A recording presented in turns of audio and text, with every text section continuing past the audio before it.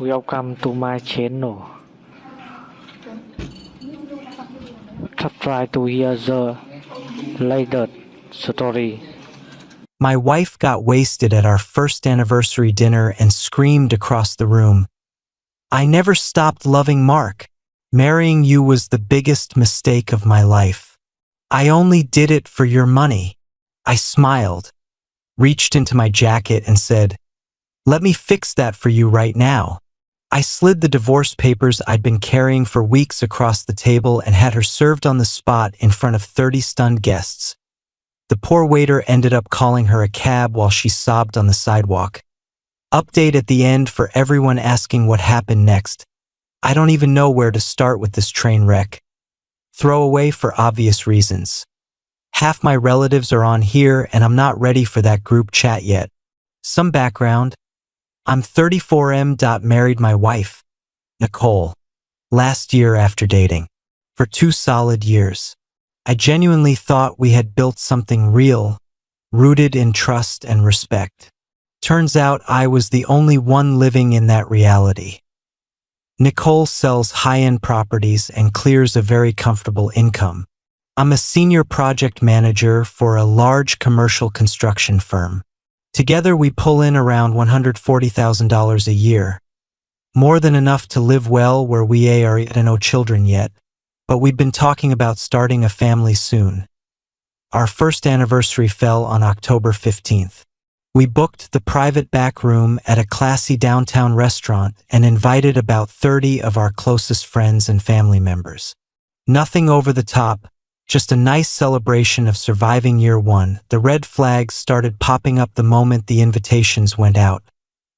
Nicole became moody, distant, glued to her phone 24/7. When I asked what was wrong, she blamed a huge listing that was falling apart. I bought it. Real estate is brutal. Deals collapse, buyers flake, inspections kill commissions.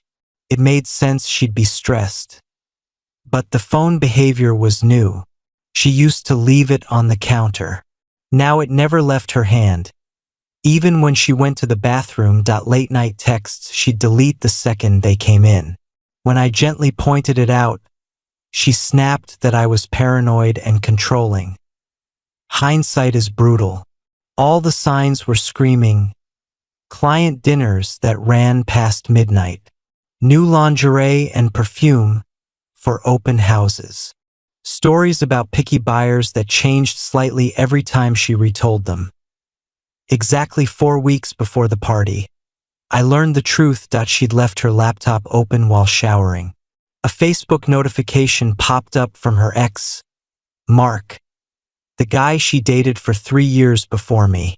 The preview alone made my blood run cold. "I can't stop thinking about how you feel underneath me." I scrolled. Months of messages. Complaints about our marriage, secret hotel meetups when I traveled for work, explicit plans for the future. She told him she only married me because her dad had nearly gone bankrupt and I had steady income and excellent credit to help keep the family afloat. Mark now lives 2 states over and, bonus, is married with 2 small kids. The work stress was actually guilt and logistics about juggling 2 relationships. I printed everything before she stepped out of the bathroom. Didn't confront her that night. I needed time, evidence, and a plan. That same evening, I moved money out of joint accounts into new ones only I could access. Changed every shared credit card password. Started photographing statements and assets. If this marriage was just a financial arrangement to her, I was going to protect what was mine. Next morning, I was in my lawyer's office. Explained the affair, the financial motive, everything. Adultery isn't automatic grounds here, but solid proof helps tremendously in settlement talks. He told me to keep gathering documentation quietly. For the next 3 weeks, I played the perfect, clueless husband while she carried on with her double life. Helped her choose her anniversary dress while she was probably texting Mark about it. During that time, I discovered their grand finale. Mark was flying in to surprise everyone at the anniversary party. Nicole had invited him, told me he was an old friend passing through. Their plan. He would dramatically object during toasts, she'd run into his arms, and they'd ride off into the sunset, classic movie moment. All while she kept my income and credit score until she was ready to fully transition. I had two options. Cancel the party and handle it privately, or let her stage her fantasy and flip the script. Petty one that I had my attorney draft divorce papers citing adultery and irreconcilable differences. Compiled a thick folder of screenshots, hotel receipts I'd pulled from credit card statements, everything. Hired a private investigator to document Mark's arrival and any public contact. Arranged for an off-duty process server to be on standby at the restaurant. Anniversary night, I was eerily calm. Nicole was twitchy with excitement, thinking her big moment was coming. She had no idea the trap was already sprung. We arrived early to decorate. She kept glancing at her phone, asking when guests would show up. Really asking when Mark would walk in. People started arriving at 6. Parents, siblings, best friends. Everyone thrilled to celebrate our happy first year. Dinner at 7, toasts and cake around 8:30. I scheduled my speech for 9 p.m. Plenty of time for Mark to arrive and for Nicole to relax into her fantasy. Mark walked in at 8:17 exactly. Tall, dark hair, cocky smirk. Everything she'd describe.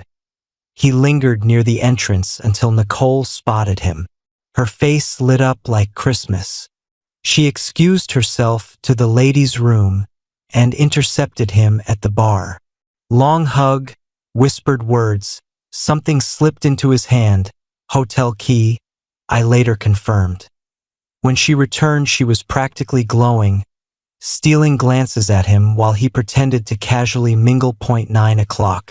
Everyone finished eating, slightly buzzed, ready for sweet speeches. I stood, tapped my glass. Room went quiet. Started with the standard stuff. Grateful for everyone, blessed to have found my soulmate, looking forward to many more years. Nicole beamed, thinking I was teeing up her movie moment perfectly. Then I changed tone. Talked about how a marriage without honesty is just an illusion. How tragic it is when someone walks down the aisle for stability instead of love. A few puzzled looks. Nicole's smile faltered. I pulled out the printed messages and began reading the worst parts aloud. Her telling Mark she only married me for money. That our marriage was a mistake. That she couldn't wait to leave. The room turned to ice. Nicole went ghost white, shaking her head, mouthing stop. I kept going. Her plans to have Mark crash the party, the hotel reservations for that very night. Every head swiveled to the back where Mark was suddenly trying to melt into the wall. I looked straight at Nicole and said, "You called this marriage a mistake made for money. Let me correct that mistake right now." Signaled the process server who was waiting by the entrance. He walked straight to our table in front of 30 horrified guests and announced, "Nicole Marie Thompson, you've been served with petition for dissolution of marriage. Chaos." Nicole started shrieking that I was crazy, that Mark was just a friend, that I was ruining her life over nothing. But everyone had heard the messages. They watched Mark trying to bolt for the exit. Her mom burst into tears. My mom looked ready to commit murder on my behalf. I called out to Mark as he reached the door. "Mark from Sacramento, right? The married guy she's been meeting in hotels for 6 months." He froze. Identity confirmed for the entire room. Nicole was sobbing, begging me not to do this in front of everyone. I reminded her she had planned to humiliate me in front of the exact same crowd. Turnaround is fair play. Restaurant manager rushed over. I apologized for the scene and paid the full bill plus a massive tip for the trauma. Nicole was too drunk and hysterical to drive. Mark, now spineless, tried to play hero and support her. The waiter called them a cab. They stood on the sidewalk, her clinging to him, both looking like the ending of a very bad rom-com. I finished settling up, thanked the staff for their patience, and left why parents wanted to come home with me. I needed to be alone. The house felt huge and strangely peaceful without her in it. She blew up my phone for days. Apologies, excuses. It wasn't what it looked like. Mark means nothing, the full cheater script. Everything got forwarded to my attorney.